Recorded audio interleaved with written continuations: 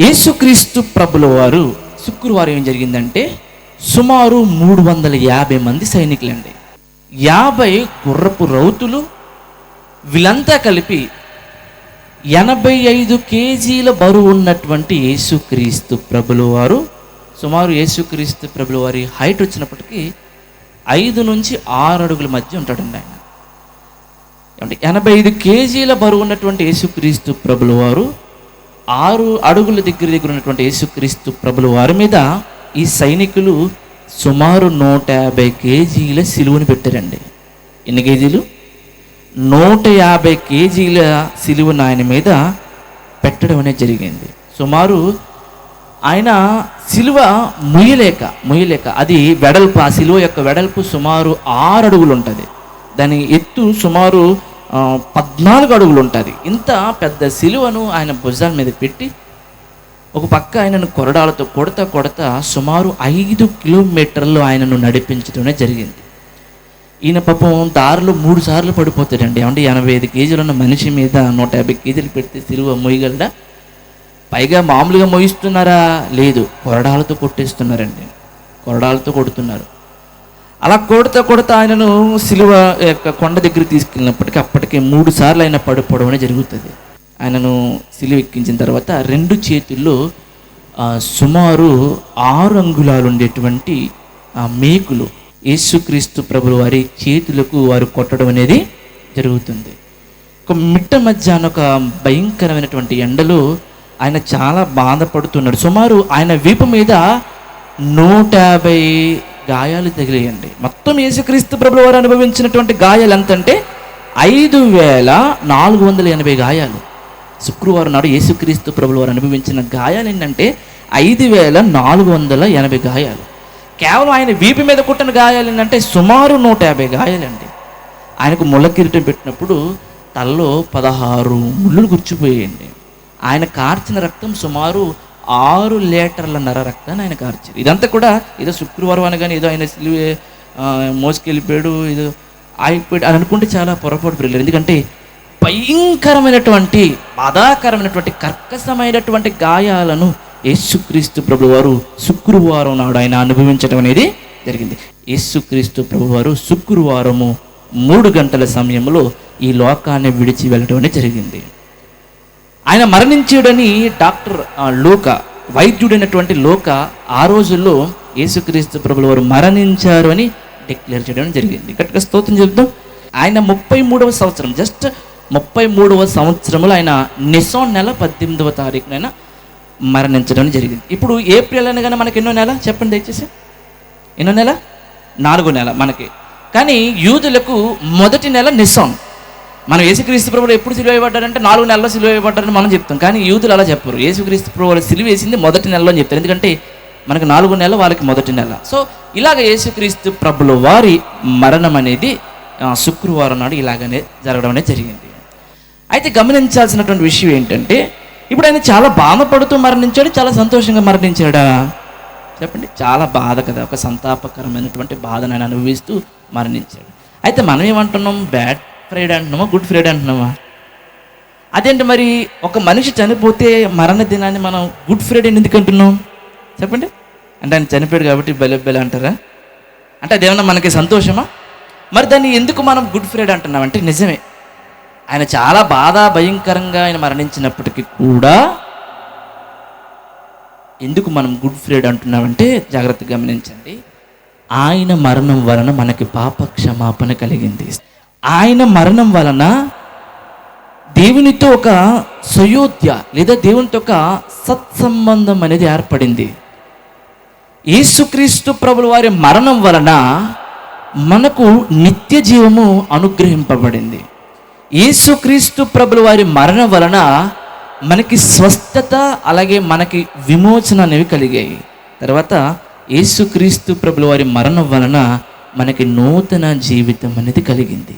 అందుకే నిజానికి అది ఆయన బాధ అనిపించినప్పటికీ, అది ఒక భయంకరమైన బాధాకరమైన రోజుగా పరిగణించినప్పటికీ కూడా మనందరి జీవితంలో గుడ్ ఫ్రైడే అనేది ఒక సంతోషకరమైన ఒక రోజుగా మనందరి జీవితాల్లో ఉంది. ఎందుకంటే దేవుడు తన మరణం వల్ల కూడా మనకి ఏం చేయాలనుకుంటున్నాడు? మేలు చేయాలనుకున్నాడు లేదా మంచి చేయాలనుకుంటున్నాడు?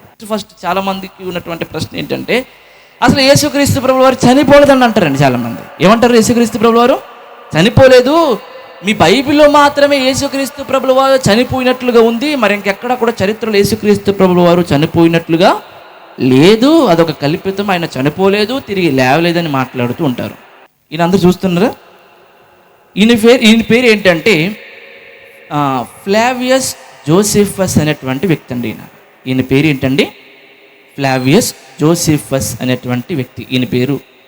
అయితే యేసుక్రీస్తు ప్రభుల వారు 33వ సంవత్సరంలో మరణించాడు కదా. ఈ యొక్క వ్యక్తి ఎవరైతే ఉన్నారో, ఈ యొక్క ఫ్లావియస్ జోసెఫస్ అనేటువంటి ఈ యొక్క వ్యక్తి ఎవరైతే ఉన్నారో, ఇతడు యేసుక్రీస్తు ప్రభుల వారు మరణించిన 4 సంవత్సరాలకు జన్మించాడండి.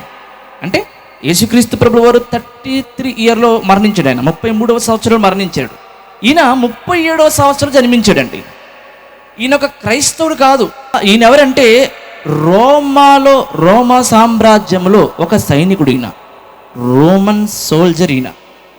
ఈయనకు చరిత్ర అంటే చాలా ఇష్టం. ఈయన చరిత్ర విషయంలో చాలా పుస్తకాలు రాశాడండి. ఆయన 2 పుస్తకాలు రాశాడు. ముఖ్యంగా అందులో ఒకటి ది జూయిష్ వార్, అంటే యూదుల యుద్ధాల కోసం ఒక పుస్తకం రాశాడు. రెండవది ది జూయిష్ యాంటిక్విటీస్, అంటే యూదుల పురావస్తు అనేటువంటి ఒక 2 పుస్తకాలు ఆయన రచించడం జరిగింది. ఇవి అమెజాన్లో కూడా అందుబాటులో ఉన్నాయి. ది జూయిష్ యాంటిక్విటీస్ అనేటువంటి పుస్తకం అమెజాన్లో సుమారుగా 3,000 రూపాయలు పడుతుంది, 2,900 చిల్లర పడుతుంది. దాన్ని ఇంగ్లీష్లోనికి తర్జుమా చేసింది విలియమ్స్ వెస్ట్ అనేటువంటి ఆయన దాన్ని ఇంగ్లీష్ ట్రాన్స్లేషన్ చేయడం జరిగింది. ఇదంతా ఎందుకు చెప్తున్నానంటే, ఈయన రచించినటువంటి ది జూయిష్ యాంటిక్విటీస్ అనేటువంటి ఆ యొక్క పుస్తకములో ఈయన 3 విషయాలు ఆ పుస్తకంలో రాయడం జరిగింది.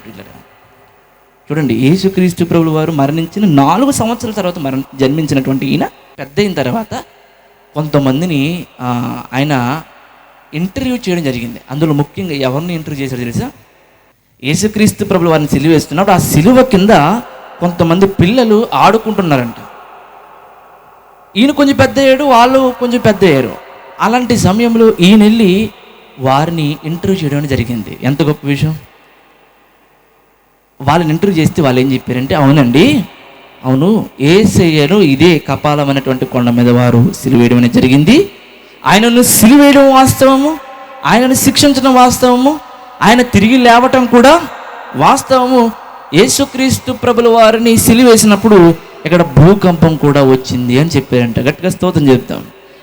తర్వాత ఇంకొక విషయం చెప్పాలంటే, ఈయన రచించినటువంటి పుస్తకములో బుక్ నెంబర్ 20 చాప్టర్ 8 వర్సెస్ 1, అంటే 20వ పుస్తకము, అలాగే 9వ అధ్యాయము మొదటి పేరాలో ఏమని రాశాడంటే, ఈయన యేసు అనే పేరు కలిగినటువంటి క్రీస్తు అనబడేటువంటి యొక్క సహోదరుడు, అంటే యేసుక్రీస్తు ప్రభుల వారికి అన్నదమ్ములు ఉన్నారనేటువంటి విషయాన్ని మీకు ఆల్రెడీ గతంలో చెప్పాను. యేసుక్రీస్తు ప్రభుల వారు మరణించిన తర్వాత ఆయన తమ్ముడైనటువంటి యాకోబును, యేసుక్రీస్తు ప్రభువారు తమ్ముడైనటువంటి యాకోబును రాళ్లతో కొట్టి చంపారని డైరెక్ట్గా నేను కల్లారా చూశాను అని ఆయన తన యొక్క పుస్తకంలో రాయటం జరిగింది. చూసారా? ఇప్పుడు మనం యేసుక్రీస్తు ప్రభుల వారి మరణానికి సుమారు 2,000 సంవత్సరాల దూరంలో ఉన్నాం, కానీ ఈయన జస్ట్ 4 years డిఫరెన్స్లో ఉన్నాడు. ఆయన అంత గొప్పగా రాయడం అనేది ఆశ్చర్యమే కాదా? చాలా ఆశ్చర్యం, నిజం చెప్పాలండి. మీకు మరి అర్థం అవుతుందో నా మాటలు మీకు అర్థం కావట్లేదో నాకు తెలియదు, కానీ నిజంగా ఆశ్చర్యం అంటే అది మామూలు ఆశ్చర్యం కాదు. ఎందుకంటే ఆయన కల్లారా చూశాడు. ఎవరిని? యేసుక్రీస్తు ప్రభుల వారి తమ్ముడైనటువంటి యాకోబుని రాళ్లతో కొట్టడం ఈయన కల్లారా చూశాడు. అంటే ఐ విట్నెస్, అంటే దృష్టి పరంగా ఆయన దాన్ని నిర్ధారించడం జరిగింది. తర్వాత జోసిఫస్ ఫ్లేవియస్ అనేటువంటి ఈయన రాసినటువంటి జూయిష్ యాంటిక్విటీస్ అనేటువంటి ఆ యొక్క పుస్తకంలో 18వ పుస్తకము 3వ పేరాలో ఏం రాశాడంటే, దాదాపు అదే కాలమందు యేసు అనే ఒక మనుషుడు ఉన్నాడు. అతడు చాలా జ్ఞానం కలిగిన వాడు. అతడు మనిషి అనడం అంత సమంజసం కాదేమో, ఎందుకంటే అతడు అద్భుతమైన కార్యక్రమములు చేశాడు. ఆయన సంతోషముగా సత్యమును స్వీకరించే వారు ఎవరైతే ఉన్నారో అలాంటి వారందరికీ ఆయన బోధకుడుగా ఉన్నాడు. తర్వాత ఆయన శ్రమల పాలవుతున్నప్పుడు, ఆయన సిలువేస్తున్నప్పుడు ఆయన శిష్యులు ఆయనను విడిచిపెట్టలేదు. ప్రవక్తల యొక్క లేఖనముల నెరవేర్పు నిమిత్తము ఆ యేసు అనే మనుషుడు, ఎందుకంటే ఇతను క్రైస్తవుడు కాదు కదా, ఆయన దేవునిగా ఇతను నమ్మలేదు, కానీ చరిత్ర విషయంలో అలా రాశాడనమాట. ఆ యేసు అనేటువంటి మనుషుడు 3వ రోజు నాడు తిరిగి లేవడం అనేది జరిగింది. ఆయన నుండి విస్తరించినటువంటి ఒక తెగే ఈ క్రైస్తవులు అనేటువంటి వారు. అయితే క్రైస్తవ్యం అనేది ఎప్పటికీ కూడా అంతరించలేదు, విస్తరిస్తూనే ఉందని ఈ యొక్క ఫ్లేవియస్ జోసిఫస్ అనేటువంటి చరిత్రకారుడు రచించడం జరిగింది. అర్థమైతే ఒకసారి అందరూ దీనికి స్తోత్రం చెప్దామా? అంటే యేసుక్రీస్తు ప్రభువు వారు కేవలం బైబిల్లో మాత్రమే లేరు, మరి ఎక్కడున్నారు? చరిత్రలో కూడా ఉన్నారు. ఇతను నేను క్రైస్తవుడు కాదు ఏదో రాశాడు అన్నానికి. కాబట్టి గమనించండి పిల్లరా, యేసుక్రీస్తు ప్రభువు వారు ఖచ్చితంగా ఏమయ్యారు? జన్మించారు, తర్వాత మరణించారు, తర్వాత తిరిగి లేవటం అనేది జరిగింది. సెకండ్ ప్రశ్న ఏంటంటే, యేసుక్రీస్తు ప్రభువు వారు దేవుడైతే 3 గంటల వరకు ములుగుతా 3 మేకులు పీక్కోకుండా ఎందుకు చచ్చిపోయాడు? దేవుడైతే 3 మేకులు పీక్కోలు కదా అని మాట్లాడుతుంటారు చాలామంది. ఆయన ఎందుకు 3 మేకులు పీక్కోలేదంటే సమాధిని బద్దలు కొట్టడానికి ఆయన 3 మేకులు పీక్కోలేదు. గట్టిగా స్తోత్రం చెప్దాం. ఎందుకు 3 మేకులు పీక్కోలేదంటే సమాధిని బద్దలు కొట్టాలి. అక్కడ ఆయన ఏం చేయాలి? సమాధిని బద్దలు కొట్టాలి. అందుకే ఆయన ఏం చేయలేదు? 3 మేకులు పీక్కోలేదు. ఇప్పుడు 3 మేకులు పీకేసుకున్నాడు అనుకోండి, సమాధిని బద్దలు కొట్టే అవకాశం లేదు. సెకండ్, అతన్ని దేవునిగా సమాజము గుర్తించలేదు. ఇప్పుడు ఒక ఉదాహరణకు, ఒక వ్యక్తి నన్ను కొడుతున్నాడు అనుకోండి, నన్ను కాపాడుకోవడానికి నేను ఆ వ్యక్తిని చంపేసాను అనుకోండి, నేను మనిషిని అవుతాను. అలా కాకుండా ఒక వ్యక్తి నన్ను కొట్టాడు అనుకోండి, నన్ను అనడం కంటే పోనీ ఒక వ్యక్తి మరొక వ్యక్తిని కొట్టాడు అనుకోండి, ఆ వ్యక్తి చచ్చిపోయాడు అనుకోండి. ఇప్పుడు చచ్చిపోయిన వ్యక్తి 3వ రోజున లేచాడు అనుకోండి, ఇప్పుడు అతను మనిషి ఆవిడ ఏమవుతాడు? దేవుడు అవుతాడు. గట్టిగా స్తోత్రం చెప్తాం. ఎందుకు యేసుక్రీస్తు ప్రభుల వారు 3 మేకులు పీక్కోలేదంటే తన్ను తాను దేవునిగా నిరూపించుకోవటానికి ఆయన ఏం చేయలేదు. లేకపోతే ఆయనకి ఎంత పని అండి? అది ఆ మేకులు ఆయనవి, ఆ వేలాడుతున్న చెట్టు అయింది, ఆ కొరడాలతో కొడుతున్న సైనికులు చేసిన వాడు ఆయన, అంటే ఆయన సిలివేసిన స్థలం అయింది, ఆ కొండ అయింది. ఆయనకు అసలు అది కనురెప్ప పాటు పని. కానీ ఎందుకంటే సమాధిని బద్దలు కొట్టాడు ఆయన. ఏం చేశాడు ఆయన? సమాధిని బద్దలు కొట్టాడు. అందుకే 3 మేకులు ఆయన ఏం చేయలేదు. చాలామంది 3 మేకులు పీక్కోలేదు, అక్కడ ఆగిపోయారు. మరి ఆదివారం నాడు సమాధిని బద్దలు కొట్టి సంఖ్యలనే కదిలించేశాడు. మరి దాని విషయంలో ఎవరు మాట్లాడరు. ఆదివారం ఏం జరిగింది అనుకుంటున్నారు? ఆయనను సమాధులు పెట్టేసి ఎవరైనా వచ్చి ఇన్ని తీసుకెళ్ళిపోతారేమో, మీ శవాన్ని తీసుకెళ్ళిపోతారేమో అని చెప్పేసి ఆ యొక్క సమాధి చుట్టూ భయంకరమైనటువంటి సంఖ్యలను వేసారండి. భయంకరమైనటువంటి ఈ జస్ట్ 3 మేకులు మాత్రమే అక్కడ సంఖ్యలు వేసారు. సంఖ్యలు మొత్తం ఎవ్వరు కూడా తీయడానికి లేకుండా ఉండడానికి సంఖ్యలు వేసి దాని మీద ఒక స్టాంప్ వేసారు. విచిత్రం ఏంటంటే అక్కడ 3 మేకులు పీక్కోలేక చనిపోయిన యేసుక్రీస్తు ప్రభుల వారు ఆదివారం నాడు ఆ సంఖ్యలను తాళ్ళు తెంపినట్లుగా తెంపేశాడు. గట్టిగా 2 చేతులెత్తి స్తోత్రం చెప్తాం. హల్లెలూయా. కాబట్టి ఆయన 3 మేకులు పీక్కోలేక చనిపోయిన దేవుడు కాదు. మన పాపమనే ముళ్ళులు, మన పాపమనే మేకులు తీయటానికి ఆయన చనిపోవటం అనేది జరిగింది. షాజహాన్ అనేటువంటి ఒక చక్రవర్తి ముంతాజ్ అనే తన భార్య చనిపోతే తన భార్య మీద ఉన్నటువంటి ప్రేమతోటి అతడు, నా భార్య మీద ఉన్నటువంటి ప్రేమ ప్రపంచానికి తెలియాలి, నేను ఏదైనా చేయాలి అని ఆశపడి ఆలోచించి ఏం కట్టించాడు తెలుసా? తన భార్య మీద ఉన్నటువంటి ప్రేమతోటి తాజ్ మహల్ అని ఒక పెద్ద నిర్మాణాన్ని చేశాడండి. ఎవరి మీద ప్రేమతోటి? తన భార్య మీద ఉన్నటువంటి ప్రేమతోటి. సుమారు 22 సంవత్సరాల పాటు 40 కోట్ల రూపాయలు ఖర్చు పెట్టి 20,000 మంది నిపుణత కలిగిన పనివారితో ఆ యొక్క తాజ్ మహల్ ఆయన కట్టడం జరిగింది. కారణం ఏంటి? నేను నా భార్యను అంతగా ప్రేమిస్తున్నాను, నా భార్య అంటే నాకు అంత ఇష్టం, నాకు నా భార్య మీద అంత ప్రేమ ఉంది అని ఒక చిహ్నంగా ప్రపంచానికి చూపించడానికి ఆ నిర్మాణాన్ని ఆయన కట్టాడు. ప్రపంచంలో 7 వింతలు ఉన్నాయండి. 7 వింతల్లో తాజ్ మహల్ అనేది ఒక వింత. అంటే అంత అద్భుతమైన కట్టడం.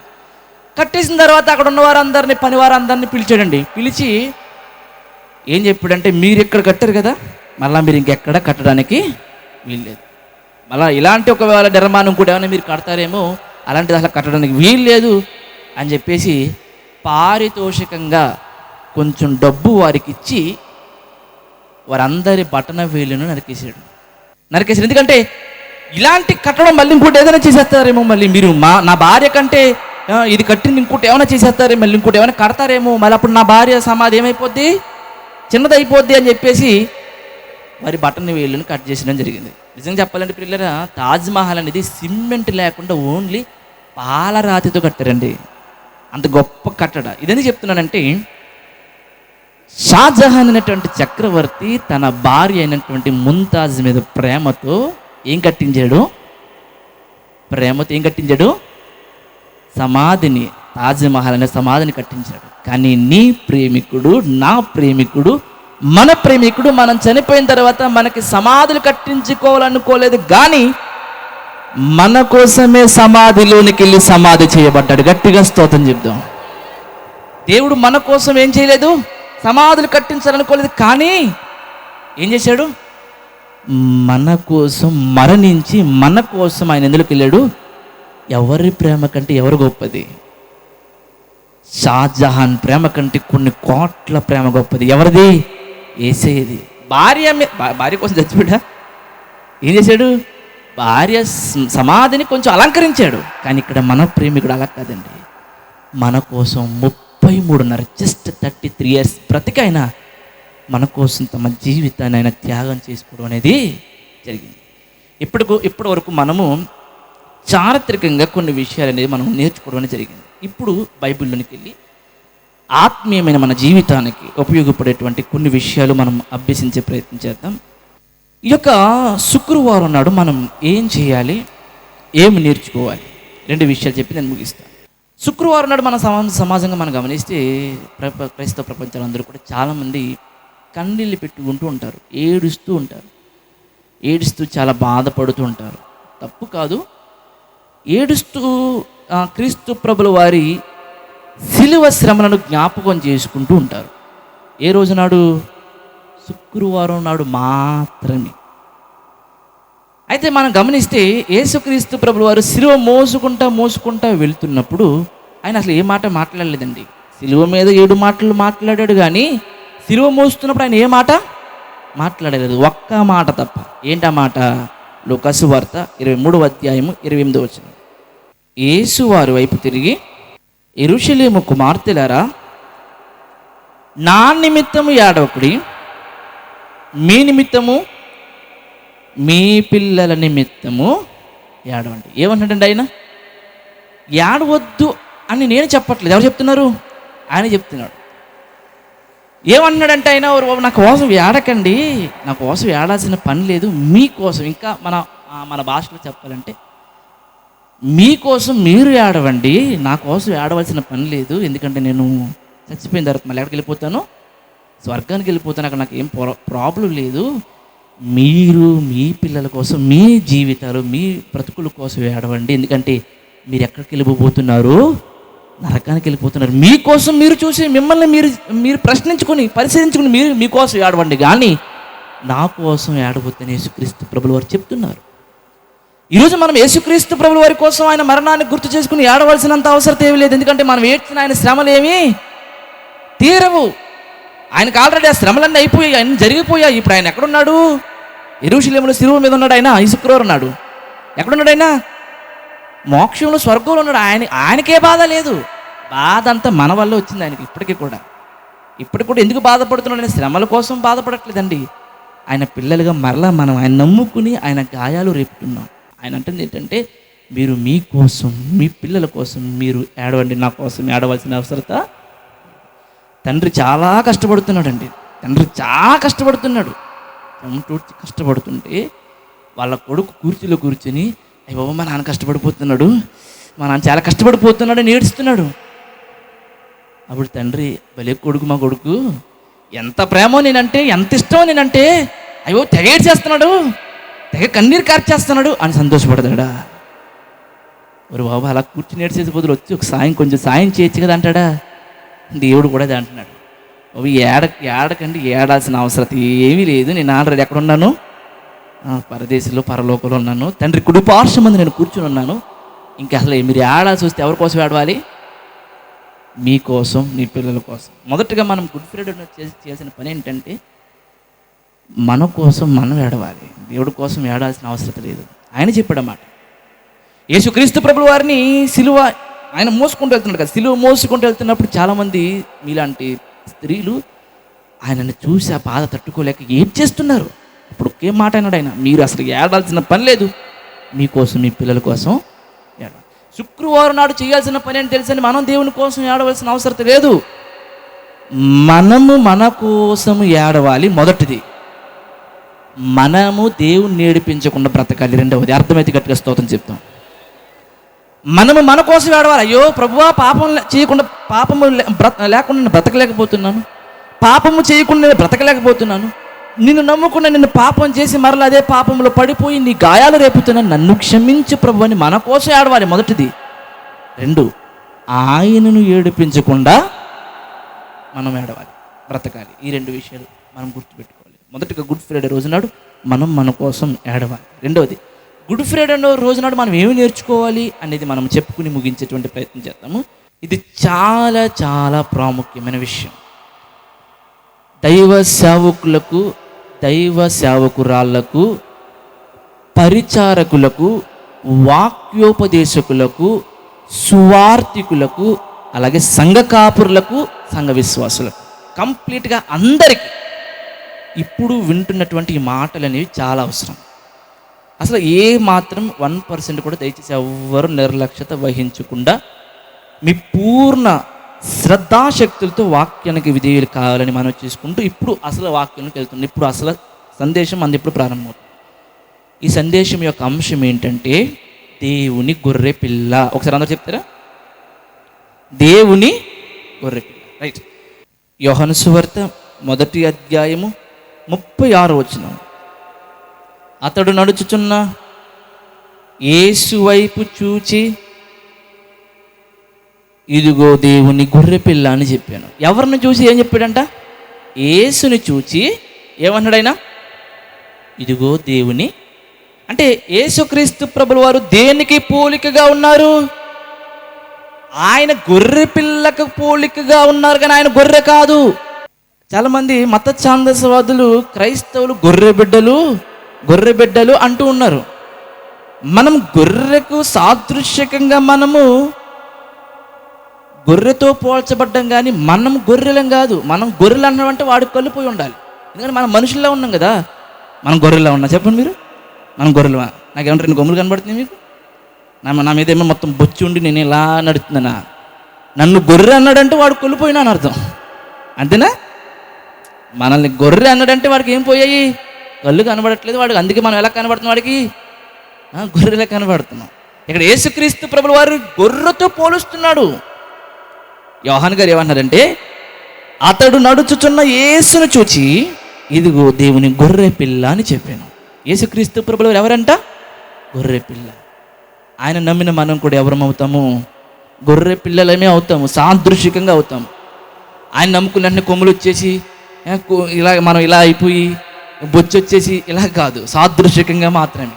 ఇది మత ఛాందసవాదులకు అర్థం కానటువంటి విషయం. అయితే ఈ యొక్క గొర్రె పిల్ల జీవితము నుండి, గొర్రె పిల్లలుగా ఉన్న మనందరము కూడా ఒక 4-5 విషయాలు మనం నేర్చుకుని ఖచ్చితంగా ఆచరణలో పెట్టే ప్రయత్నం చేద్దాం.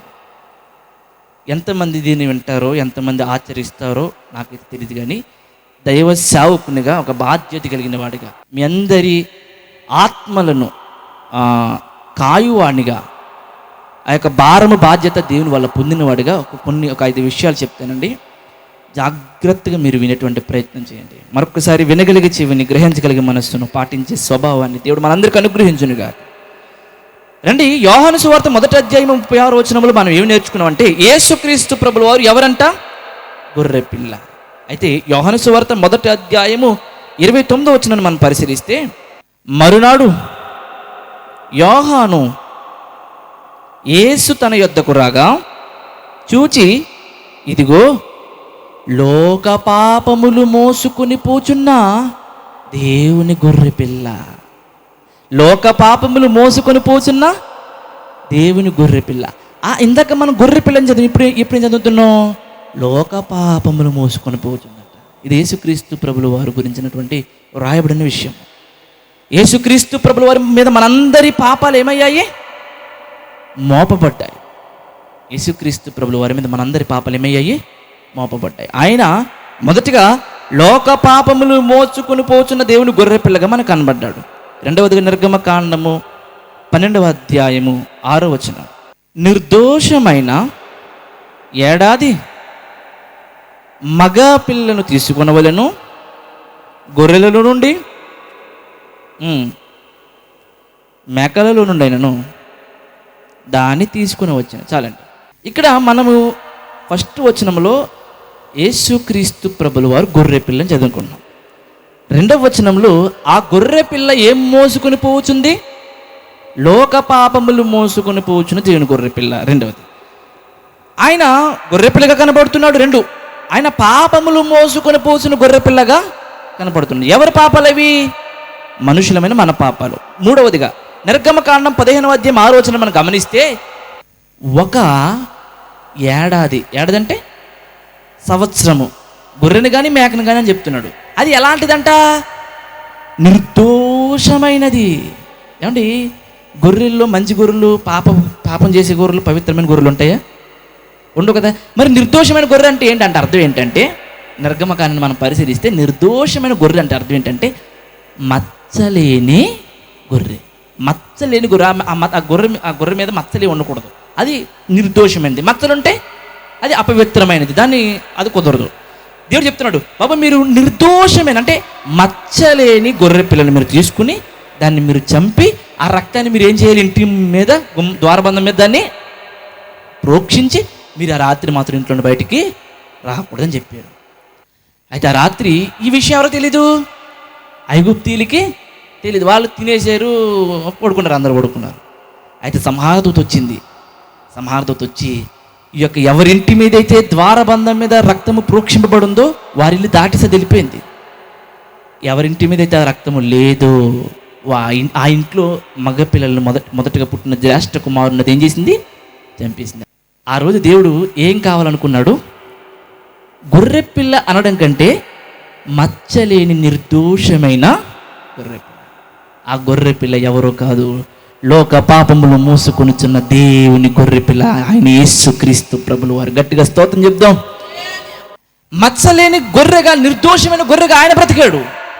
అయితే మనము కూడా మచ్చలేని నిర్దోషమైన గొర్రె పిల్లగా మనం బ్రతకాలి. మచ్చ అంటే ఏంటంటే పాపం. 2 రకాల పాపాలు ప్రియులు, మనకి 2 రకాల పాపాలు చేసాం మనం. ఒకటి, ఆయన రక్తముతో కడిగితే పోయే కొన్ని పాపాలు. రెండవది మేకుల్లాంటి పాపాలు. 2 రకాల పాపాలు. ఒకటి, ఇప్పుడు యాసిడ్ వేరు అండి, బట్టల చోడ వేరు కదా. రెండింటి తేడా ఉందా లేదా? భయంకరమైనవి అంటే అవి ఇంకా శుభ్రం అవ్వన్నప్పుడు ఏం ఉపయోగిస్తాం మనము? లేదా బట్టలు తుడడానికి కూడా యాసిడ్ వాడేస్తున్నారా? రెండింటికి తేడా ఉందా లేదా? బట్టల చోడ వేరు, యాసిడ్ వేరు. కొన్ని శుభ్రం అవ్వాలి, కొంచెం బట్టలు తెల్లగా రావాలని మనం ఇది వాడతాం. ఇది బట్టల చోడ వాడతాం. ఇంకా అసలు అది ఇంకా వదిలే ప్రసక్తి లేదు అన్నప్పుడు మనం భయంకరమైన వాటికి దీన్ని వాడతాం. అలాగే యేసుక్రీస్తు ప్రభువు కూడా మన చిన్న పాపాలు ఉన్న వాటిని అన్నింటినీ రక్తంతో కడిగేశాడు. కొన్ని పాపాలు ఉన్నాయి, అవి అలాంటివి మేకులు లాంటి పాపాలు. అవి ఎంత పీకిని రావట్లేదు, అందుకే ఆయన మేకులు ఎంచుకున్నాడు. గట్టిగా స్తోత్రం చెప్దాం. సరే, యేసుక్రీస్తు ప్రభుల వారు ఆయన పాపము మోసే గొర్రెపిల్లగా కనబడ్డాడు. 2, ఆయన మచ్చలేని గొర్రెపిల్లగా. ఆయన ఒక రకంగా చెప్పాలంటే మచ్చలేని మంచుడు ఎవరు?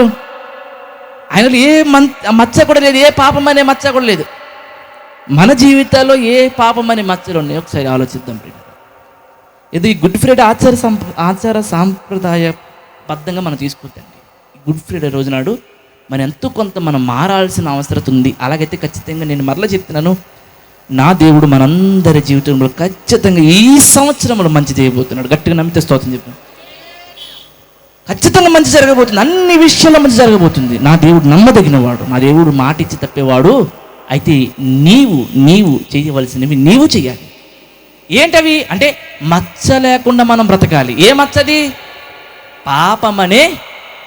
ఒకసారి చెక్ చేసుకుందాం, ఎవరికి వారి స్వప్రశ్న వేసుకుందాం. మన జీవితంలో ఏ పాపం అనే మచ్చలు ఉన్నాయి? ఒకవేళ పాపం అనే మచ్చ ఉంటే మనము దేవుడు ఎన్నుకోడు ప్రియుడా, దేవుడికి మనొద్దు.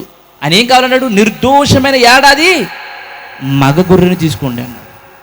సో మనము కూడా ఎలా ఉండాలంటే మచ్చ లేని వారిగా ఉండాలి, పాపము లేని వారు ఉండాలి. రెండవది, ఇది చాలా అత్యవసరమైనది. యెషయా గ్రంథము 53వ అధ్యాయము 7వ వచనము. అతడు దౌర్జన్యము నొందెను, బాధింపబడిన అతడు నోరు తెరవలేదు. వదకు తేబడు గొర్రెపిల్లయు, బొచ్చు కత్తిరించు వాని ఎదుట గొర్రెయు మౌనముగా నున్నట్లు అతడు నోరు తెరవలేదు. చాలండి. ఇక్కడ ఎవరి కోసం రాయబడుతుంది? యెషయా గారి అధ్యాయం అంతా కూడా యేసుక్రీస్తు ప్రభువు వారి కోసం రాస్తాడు, ఇంక్లూడింగ్ నేను, మీరు, మనము. ఖచ్చితంగా ఈ పాయింట్ దగ్గర కొంచెం మన మనోభావాలు కొంచెం దెబ్బతింటాయి. దెబ్బతిన్నా పర్లేదు, దేవుని పనివాడిగా, మీ అందరి సేవకుడిగా, మీ అందరి వాక్యం బోధించేవాడిగా చెప్పవలసిన బాధ్యత నాకుంది. నేను నా పైవాడికి లోబడుతున్నాను. గట్టిగా స్తోత్రం చెప్తాము. సో వాక్యాన్ని మనం తప్పుదోవలో చూసేటట్టుగా కాకుండా ఈ వాక్యం వాస్తవమా కాదనే విషయంలో మనం పరిశీలించేటువంటి ప్రయత్నం చేద్దాం. ఇక్కడ మనం గమనించినట్లయితే క్రైస్తవ్యం అనేది అన్ని విషయాలు చాలా మంచిదండి, దాన్ని తప్ప అనలేం. క్రైస్తవ విషయాలు అన్ని విషయాలు మంచిది, ఒక్క నోరు విషయంలో తప్ప. నిజం, అన్ని విషయాలు మంచిది క్రైస్తవ్యం. కొద్ది గొప్ప భయం ఉంటుంది, దేవుడు అంటే ప్రేమ ఉంటుంది, దేవుడు అంటే ఇష్టం ఉంటుంది, జాగ్రత్తగా ఉంటారు, భయంగా ఉంటారు, భక్తిగా ఉంటారు, ప్రవర్తనలో మాటలు అన్ని విషయాలు చాలా జాగ్రత్తగా ఉంటారు. కానీ క్రైస్తవ్యం నోటి విషయంలో, ఒక్క నోటి విషయంలో క్రైస్తవ ప్రపంచం చెడిపోయింది. బ్రతిమాలుతూ మాట్లాడుతున్నమాట. ఏమండి, యేసుక్రీస్తు ప్రభుల వారి జీవితం, ఆయన మరణం ద్వారా మనం ఏడవలసిన అవసరం లేదు. మనం సరిగ్గా లేమని మనం ఏడాలి, మన కోసం మనం ఏడవాలి. ఆ ఏడవడంలో ఒక భాగం ఏంటి చూద్దాం. 53వ అధ్యాయం మరొకసారి దాన్ని రిపీట్ చేద్దాం. 53వ అధ్యాయం 7వ వచనం. అతడు దౌర్జన్యంగా ఆయనను హింసించేశారని, దౌర్జన్యం ఉంది. నన్ను బాధింపబడిన అతడు ఏం చేయలేదు? నోరు తెరవలేదు. వదకు తేబడు గొర్రె పిల్లయు, బొచ్చు కత్తిరించి వాని ఎదుట. మళ్ళీ ఇక్కడ ఎవరు కనబడుతున్నా మనకు? గొర్రెయు మౌనముగా ఉండునట్లు అతడు నోరు తెరవలేదు. అండి, యేసుక్రీస్తు ప్రభుల వారికి వేసిన శిక్షలు అంతా ఇంత అనుకున్నారు మీరేమన్నా? యేసుక్రీస్తు ప్రభుల వారు ఏదో జుట్టు పీకేరండి అందుకే ఆయన నోరు తెరవలేదని అంటారేమో. జుట్టు పట్టుకుంటే ఎవరికైనా కోపం వస్తుంది కదండి. జుట్టు పట్టుకుంటే మనకి బాబు ఎక్కడి నుండి వస్తుంది అంత కోపం వస్తుంది మనకి. ఎందుకంటే జుట్టు, తల అనేది మన శరీరానికి అంతటికి కూడా కేంద్రం. సో తల అనేది చాలా సెన్సిటివ్ పార్ట్ మన శరీరంలో. జుట్టు పట్టుకోగానే మనకి ఎంత కోపం వస్తుందండి. కానీ యేసుక్రీస్తు ప్రభువు వారిని జుట్టు పట్టుకుని లాగేశారండి, నోరు మెదపలేదండి. ఆయన ఏం తప్పు చేశాడు? ఏం తప్పు చేశాడా?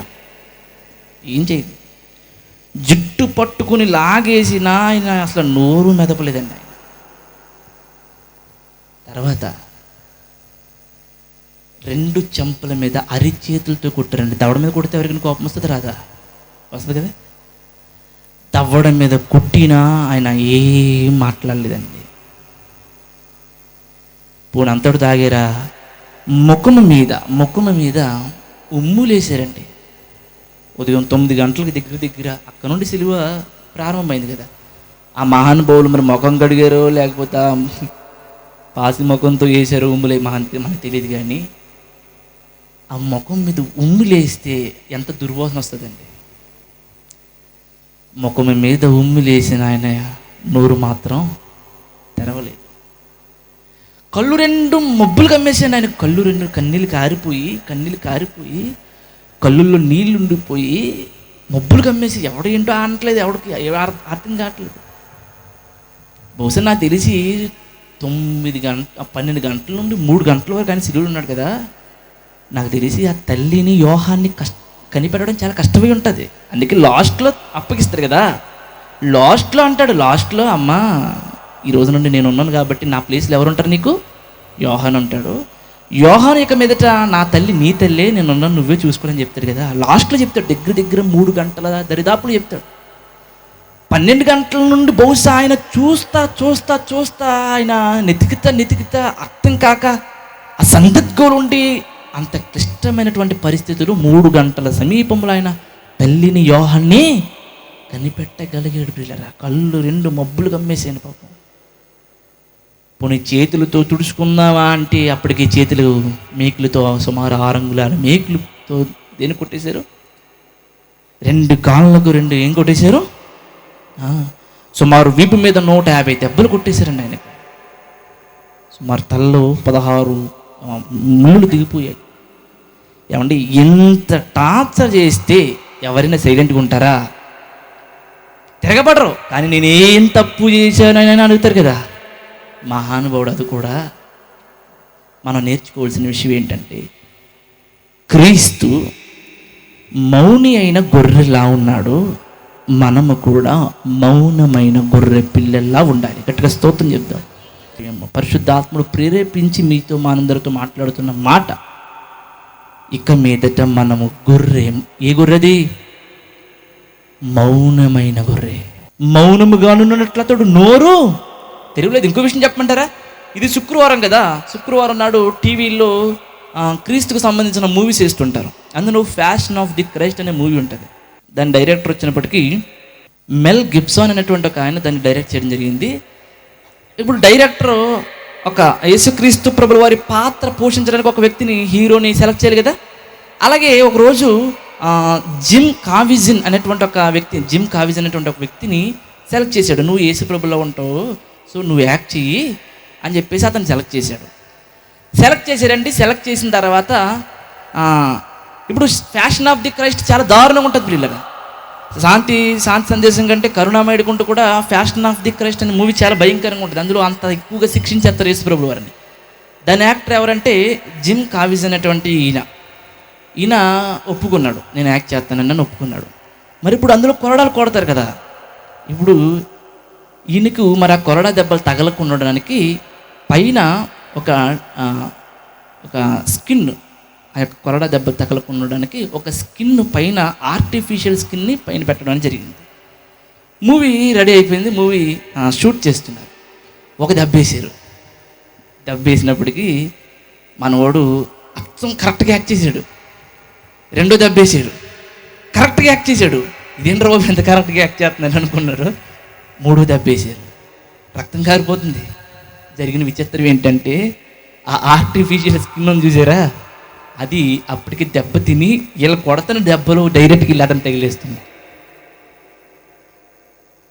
ఎప్పుడైతే రక్తం కారింది వెంటనే షూటింగ్ ఆపేసి హాస్పిటల్కి తీసుకెళ్లారు. అంబులెన్స్లో అతను హాస్పిటల్కి తీసుకెళ్లారు. విచిత్రం ఏంటంటే, ఒక కొరడ దెబ్బ ఆయన తగిలింది. ఆ యాక్ట్ చేస్తున్న వ్యక్తికి కొరడ దెబ్బ తగిలితే 16 కుట్లు పడ్డాయండి. ఒక్క దెబ్బకి 16 కుట్లు పడ్డాయి. అప్పుడు ఇతను అన్నాడు, ఏమండి గిబ్సన్ గారు, ఏంటి యేసుక్రీస్తు ప్రభువు ఇంత శ్రమలు అనిపించారు, నేను ఇంత యాక్ట్ చేయాలా ఇప్పుడు? అంటే ఆయనకి ఆల్రెడీ జ్వరం వచ్చేసింది, హాస్పిటల్లో చాలా రోజులు ఉన్నాడు, ఆ దెబ్బ తగ్గడానికి టైం పట్టింది, నేను యాక్ట్ చేయాలంటారా? మరి ఇలాగ జరిగింది కదా అంటే అప్పుడు అన్నాడు, డైరెక్టర్ అన్నాడు, గిబ్సన్ గారు అన్నారు, ఏమండి ఈ మూవీ యేసుక్రీస్తు ప్రభుల వారు శ్రమలలో జస్ట్ 40% మాత్రమే, ఇంకా 60% ఇంకా మనం తీయట్లేదు. అది తీస్తే ఇంకెవడు దీన్ని చూడడు. జస్ట్ ఇదంతా మీరు నటిస్తుంది ఎంత 40% మాత్రమే అని చెప్తే ఇతను ఆశ్చర్యపోయి, ఏంటండి యేసుప్రభుల వారు మా కోసం ఇంత కష్టపడ్డాడని ఆ హాస్పిటల్లోనే యేసుక్రీస్తు ప్రభువు వారిని అంగీకరించి బాప్తిస్మము తీసుకున్నాడు. గట్టిగా చప్పటి కొడితే ఏం స్తోత్రం చెప్దాం. ఆయన బాప్తిస్మం తీసుకున్నాడు, యేసుక్రీస్తు ప్రభువు వారిని సొంత రక్షకుని అంగీకరించాడు. అలాంటిది ఈయన ఒక దెబ్బ తగిలితేనే ఎంత అయిపోయాడండి. ఆయన ఎంత దెబ్బలు? 39 దెబ్బలు, కొరడా దెబ్బలు 39. ఎందుకంటే 40 కొట్టొచ్చు, నిర్గమకాండం ప్రకారంగా 40 దెబ్బలు కొట్టొచ్చు. ఈ కొట్టేవాడు 40 కంటే దాటించి ఒక దెబ్బ కొట్టాడు అనుకోండి, దేవుని ఉగ్రత మీదకి వచ్చేస్తుంది. ఆ యూదుల చట్ట ప్రకారం, అది యూదుల సిద్ధాంతం. అది దేవుడు అలా హెచ్చరించాడు, బాబు మీరు ఎవరైనా దేవుడు నిర్గమకాండంలో ఇశ్రాయేలుకి ఆజ్ఞాపించిన ఆజ్ఞలు ఒకటి ఏంటంటే, మీరు ఎవరైనా ఒకటికి కొరడా దెబ్బలు కొట్టాలంటే ఎన్ని కొట్టాలి? 40. ఒక తప్పు చేసిన వాడు కొట్టచ్చు, తప్పు చేసిన వాడికి శిక్షా రోజుల్లో. ఇక్కడ తప్పు చేసాడు ఈయన, తప్పు చేయకపోయినా అన్యాయంగా దౌర్జన్యంగా శిక్షించారు. కానీ అక్కడ చట్టం ఏంటంటే ఒకడు తప్పు చేస్తే, ఎవడైనా పాపం చేసి ఏమైనా తప్పుగా ప్రవర్తిస్తే 40 కొరడా దెబ్బలు వేయచ్చు. 40 దాటిందంటే నా శిక్ష ఆడి మీద కాదు, ఎవరి మీదకి వస్తుంది? నీ మీదకి వస్తుంది, కొడుతున్న నీ మీదకి వస్తుంది అని చెప్తాడు. అందుకే ఈ యూదులకి భయపడి ఇప్పుడు 9 కొరడా దెబ్బలు కొట్టారు అనుకోండి, ఆ కొరడా తీస్తున్నప్పుడు ఆ పక్కన నడుతున్నప్పుడు అటు ఇటుకో దెబ్బ అడిపింది అనుకోండి, ఏమవుతుంది? దేవుని శిక్ష. అందుకే భయపడి ఎందుకు వచ్చిందిరా బాబు అని చెప్పేసి 39 దాకా కొట్టి ఆపేస్తారు, ఒకటి అలా పెండింగ్లు ఉంచుతారు. గట్టిగా స్తోత్రం చెప్తాం. అందుకే అపోస్తలుల పౌలు కూడా 1 తక్కువ 39 దెబ్బలు అంటాడు. ఇక్కడ కూడా 1 తక్కువ 39 దెబ్బలు కొట్టడానికి కారణం ఇదే. అయితే యేసుక్రీస్తు ప్రభుల వారిని ఏమండి తలనెత్తి నుండి అరికాల వరకు ఎక్కడా కూడా అవకాశం లేకుండా అంత శిక్షించిన అన్యాయంగా ఆయన నోరు తెరిచాడా? ప్రియరు గమనించండి, క్రైస్తవుడు ఎలా ఉండాలంటే, ఈరోజు క్రైస్తవ్యం అన్ని విషయాల్లో బాగుంది, కానీ నోటి విషయం అస్సలు బాగాలేదు. నిజం, నోటి విషయంలో క్రైస్తవ్యం చాలా చెడిపోయింది ప్రియులరా. ఈ రోజు నుండి గుడ్ ఫ్రైడే కారణంగా నేను ఎక్కువ విషయాలు చెప్పట్లేదు. జస్ట్ ఒకటి, మనము మచ్చలేని గొర్రె పిల్లలా ఉండాలి. 2, మౌనమైన గొర్రె పిల్లల్లాగా ఉండాలి. అంతే, 2. మౌనం. యేసుక్రీస్తు ప్రభుల వారు సైలెంట్గా ఉన్నాడంట. ఈరోజు క్రైస్తవుల నోరు ఎలా ఉందంటే అవతలను సైలెంట్ చేసేటట్టుగా ఉంది. నిజం కదా? యేసుక్రీస్తు ప్రభువు సైలెంట్ అయ్యారు, కానీ ఈరోజు క్రైస్తవుల నోరు ఎలా ఉందంటే అవతలను ఏం చేసేటట్టుంది? సైలెంట్ చేసేటట్టుంది. యేసుక్రీస్తు ప్రభువు వారు ఎక్కడండి, మనం ఎక్కడ? ఈ రోజు నుండి ఖచ్చితంగా మనందరం కూడా మౌనమైన గొర్రె పిల్లల మారదాం. ఈరోజు నుండి మనం అందరం మౌనమైన గొర్రె పిల్లల మారదాం.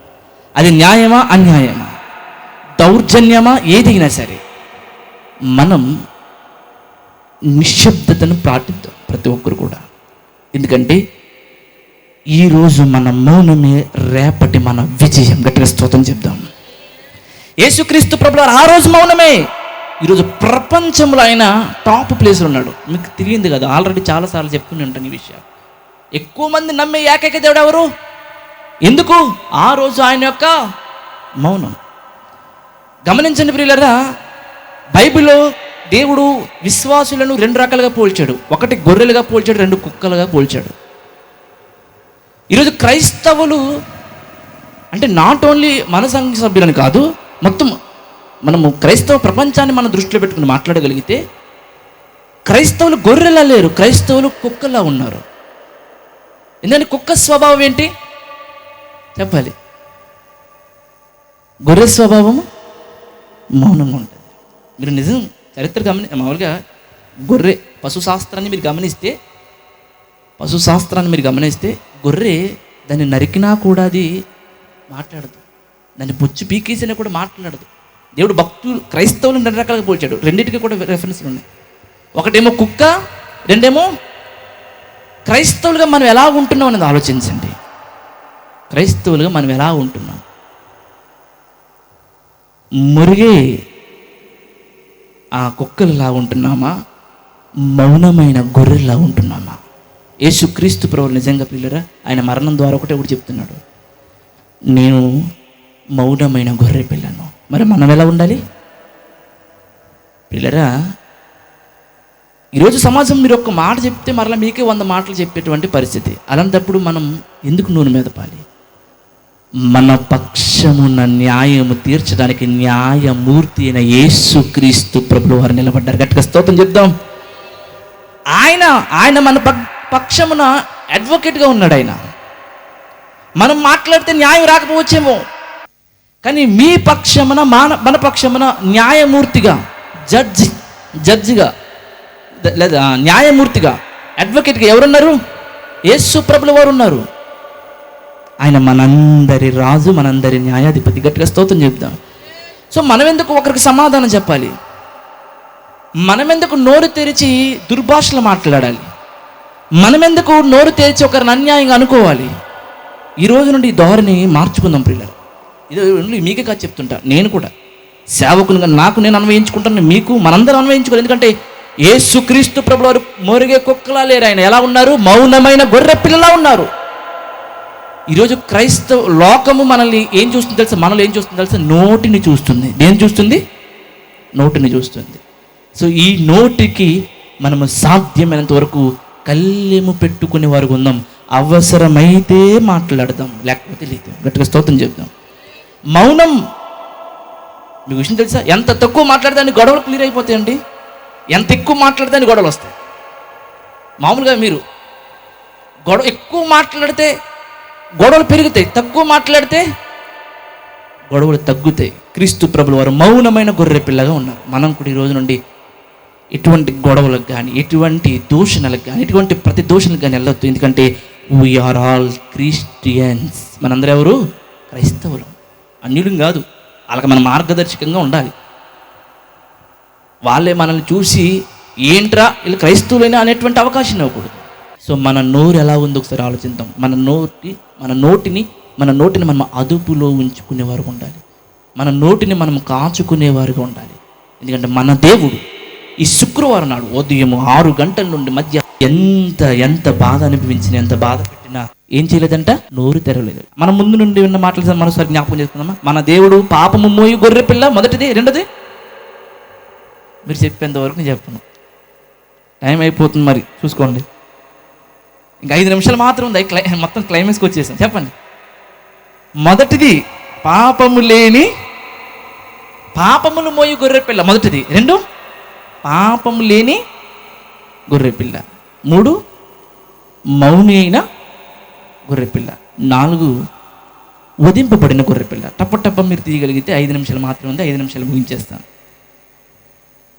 వధింపబడిన గొర్రెపిల్ల, నిర్గమకాండము 12వ అధ్యాయము 7వ వచనం. ఇందాక మనము సంహార దూత కోసం మాట్లాడుకున్నాం కదా, దాని కంటిన్యూషన్ మాత్రం. పైనేమో ఏమన్నాడు?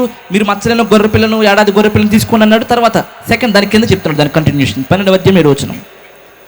ఈ నెల 14వ దినము వరకు మీరు దానిని ఉంచుకొనవలెను. ఆ తర్వాత ఇశ్రాయేలీయుల సమాజపు వారందరూ తమ కూటములలో సాయంకాలం ముందు దాన్ని చంపి దాని రక్తము కొంచెము తీసి తాము దాన్ని తినేసి తర్వాత దాని ఇండ్ల ద్వారమున 2 నిలువు కమ్ముల మీద, పై కమ్ముల మీద దాన్ని ఏం చేయాలి? చల్లాలి. అలాగైతే సంహార దూత మీ ఇంట్లో ఉన్న పిల్లల్ని ఏమీ చేయదు అని ఆనాడు చెప్పాడు. అంటే ఇక్కడ మచ్చలేని గొర్రె పిల్ల అది ఏమైంది? వధింపబడింది, చంపబడింది. ఆ రక్తము వలన వారికి ఆ రోజు ఇశ్రాయేలుకి ఏం కలిగింది? రక్షణ కలిగింది. ఈరోజు యేసుక్రీస్తు ప్రభువు వారు ఆయన మచ్చలేని గొర్రె పిల్లగా ఉన్నారు. సెకండ్, ఆయన వధింపబడిన గొర్రె పిల్లగా ఉన్నారు. గట్టిగా స్తోత్రం చెప్దాం. ఆయన ఎలా ఉన్నారమ్మా? వధింపబడిన గొర్రె పిల్లగా ఉన్నారు. సో దేవుడు మనకిస్తున్నవి 2. మనము మన పాపాలు మోయాల్సిన అవసరం లేదు, ఎందుకంటే ఆయన పాపాలు మోసాడు. మనము చావాల్సిన అవసరం లేదు, ఆయన చనిపోయాడు. మనకు ఆయన అప్పగిస్తుంది ఏంటంటే 2 మచ్చలేని గొర్రె పిల్లల బ్రతకమని ఆజ్ఞాపిస్తున్నాడు మొదటిగా. 2 మౌనమైన గొర్రె పిల్లల్లాగా బ్రతకమని ఆజ్ఞాపిస్తున్నాడు. ఇంతకీ ఈయన పాపాలు మోసుకుంటూ వెళ్ళాడు, మచ్చలేని వాడుగా బ్రతికాడు, మౌనంగా బ్రతికాడు, చివరకు వధింపబడ్డాడు. ఇదంతా అయిన తర్వాత ఏమైంది? ప్రకటన గ్రంథము 14వ అధ్యాయం 1వ వచనం ముగించేస్తాం. ప్రకటన గ్రంథము 14వ అధ్యాయం 1వ వచనం. అద్భుతమైన మాట, నిజంగా ఆశ్చర్యానికి గురిచేసేటువంటి మాట. 14వ అధ్యాయం 1వ వచనం. ఈ గొర్రె పిల్ల ఎక్కడికి వెళ్ళిపోయింది చూడండి. 14వ అధ్యాయం 1వ వచనం. మరియు నేను చూడగా ఇదిగో ఆ గొర్రె పిల్ల సియోను పర్వతము మీద, యెరూషలేము అనేటువంటి పరలోక రాజ్యములో నిలువబడి ఉండెను. ఎంత గొప్ప విషయం ప్రియులరా! ఇందాక మీరు గమనించారా? అన్ని వచనాల్లో కూడా మనం గొర్రె పిల్ల అని మనం చదువుకున్నాం కదా. పాపము మూసింది ఆ గొర్రె పిల్ల. 2 మచ్చ లేకుండా బ్రతికింది. నాలో పాపమే లేదన్నాడు యేసుక్రీస్తు. అంటే మచ్చే లేదు ఆయనలో, మలినమే లేదు. అలా బ్రతికాడు. తర్వాత మౌనంగా బ్రతికాడు. 4వది వధింపబడ్డాడు. ఇదిగో మరియు నేను చూడగా ఇదిగో ఆ గొర్రె పిల్ల సియోను పర్వతం. సియోను అంటే యెరూషలేము. యెరూషలేము అంటే పరలోక రాజ్యము. యెరూషలేము మీద నిలవబడి ఉండేది. ఇప్పుడు ఆ గొర్రె ఎక్కడుంది? పరలోకంలో ఉంది. మనం ఎక్కడున్నాం? ఇక్కడున్నాం. ఇక్కడున్న మనము పరలోకానికి వెళ్ళాలంటే 2 విషయాలు. మచ్చలేని వారిగా బ్రతకాలి, మౌనంగా. అదే 2 డ్యూటీస్ మనకు అప్పగిస్తుంది. కాబట్టి ఆలోచించండి ప్రియులారా. ఈరోజు మనము ఆయన గుడ్ ఫ్రైడే అని తలుచుకొని మనము కన్నీరు పెట్టుకోవాల్సిన అవసరం లేదు. ఎందుకంటే ఆయన పరలోకంలో ఉన్నాడు, సంతోషంగా ఉన్నాడు ఆయన. కానీ ఒకటి బాధ, ఆయన పిల్లలమైన మనం మారలేదు అని ఆ బాధ తప్ప ఇంకా ఆయనకు వేరే బాధ ఏమీ లేదు. అయితే మనము, మీరు, నేను, మనందరము కూడా అదేవిధంగా గొర్రె పిల్ల వల్లే మనందరము జీవించి ఆ గొర్రెపిల్ల ఎలాగైతే సియోను పర్వతం మీద అనగా పరలోక రాజ్యంలో ఉందో, మనము కూడా అలా బ్రతికేటువంటి అవకాశాన్ని దేవుడు కోరుకుంటున్నాడు. అలాంటి అవకాశాన్ని దేవుడు నాకును మనందరికీ అనుగ్రహించును కాక. యూత్ ఫర్ జీసస్ క్రైస్ట్ అనే మా యూట్యూబ్ ఛానల్ను లైక్ చేయండి, షేర్ చేయండి, సబ్స్క్రైబ్ చేయండి.